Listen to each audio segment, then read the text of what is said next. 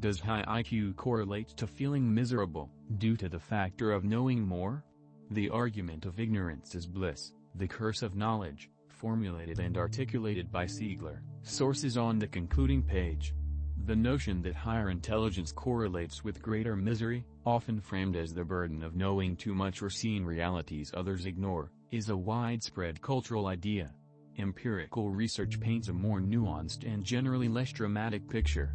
Large-scale studies and meta-analyses indicate that the overall relation between intelligence, typically measured by IQ, and subjective well-being, happiness, life satisfaction, is weak, often near zero, or slightly positive rather than negative.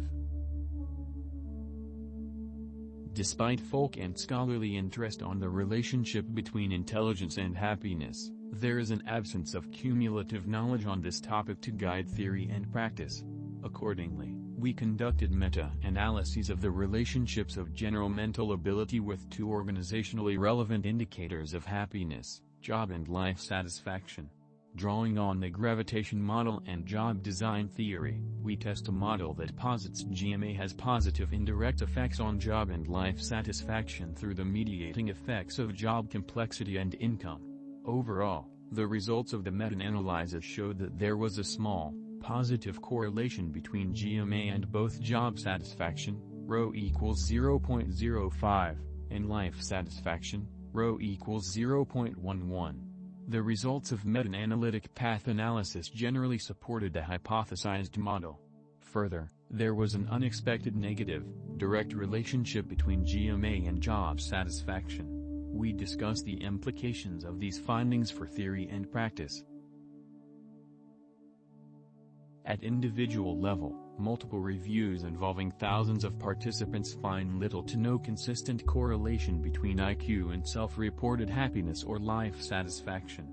Some analyses show a small positive association, largely driven by the fact that very low IQ ranges, for example, below 90 to 100, tends to report lower well-being due to challenges in health, employment, social opportunities, and daily functioning. Higher cognitive ability can provide advantages in problem-solving, career outcomes, and resource acquisition, which indirectly support well-being up to a point. In our sample, IQ was virtually unrelated to both momentary happiness, R equals -0.04, N equals 3688, and life satisfaction, R equals -0.001. N equals 674. To investigate this, we asked our participants right now, at this very moment, how happy or unhappy do you feel, which is our measure of happiness. Additionally, we gave a subset of our participants a short satisfaction with life scale by Diener et al.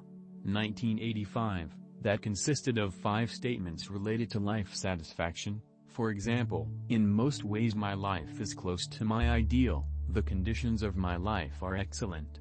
And I am satisfied with my life, that we averaged to get a final score for life satisfaction. The two plots below with their, almost, horizontal lines of best fit illustrate this lack of relationship between IQ and happiness, life satisfaction. Meta-analyses of general mental ability and life satisfaction report small positive correlations, mediated by factors like income and job complexity.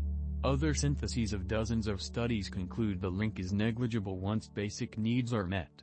National-level data sometimes shows stronger positive associations between average national IQ and average happiness, but these are heavily confounded by economic development, education, and governance quality. In specific high-ability groups, there is mixed evidence. Some self-report surveys indicate elevated rates of mood disorders, anxiety, ADHD, or overexcitabilities, heightened emotional, intellectual, sensory sensitivities.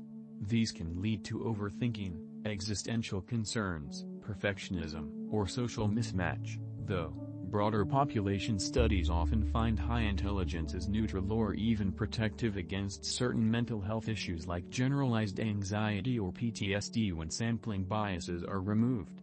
Creatively gifted individuals show higher risks for certain conditions, but this is not uniformly true for all high IQ people. The popular trope that high intelligence inevitably leads to misery because one sees the truth while others live in blissful ignorance serves important psychological functions, especially in certain online or intellectual subcultures. It transforms underachievement, loneliness, or dissatisfaction into a mark of depth and superiority. Instead of attributing struggles to modifiable factors, social skills, habits, environment, the narrative externalizes them onto reality itself or the limitations of average people. This preserves self-esteem by casting the individual as a tragic visionary rather than someone facing ordinary human challenges. It creates a shared mythos for intelligent but alienated individuals. Romanticizing suffering as the profound, tortured genius insight provides meaning and community in spaces where intellectual prowess is highly valued. For those with high ability but poor outcomes, acknowledging that intelligence does not guarantee success or happiness can be uncomfortable. The Curse story resolves this by implying the costs outweigh the benefits in a profound, almost noble way. It can justify cynicism or avoidance of effort. Why bother when I see how pointless it all is? While this offers short-term emotional relief, it often becomes self-reinforcing and limits growth. This resembles other defense mechanisms like intellectualization or superiority-based coping. Awareness of harsh realities can increase short-term distress, but evidence from positive psychology shows that meaning-making, gratitude, strong social bonds, and behavioral activation usually outweigh raw knowledge as predictors of long-term satisfaction. Emotional intelligence and adaptive coping skills frequently matter more for happiness than cognitive intelligence alone. The idea persists because it resonates with real experiences. Many highly capable people do wrestle with isolation, boredom in routine environments, or existential questions. Modern information overload and social media amplify exposure to global problems, which sharper minds may process more intensely.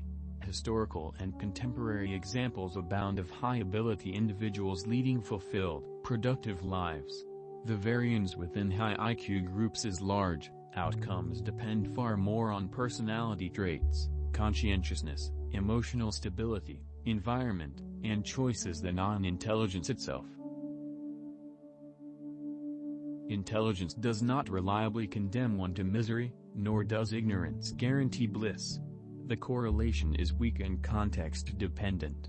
The knowing more equals suffering narrative functions primarily as a cultural and psychological coping story, comforting and identity-affirming, but often overstated relative to the data.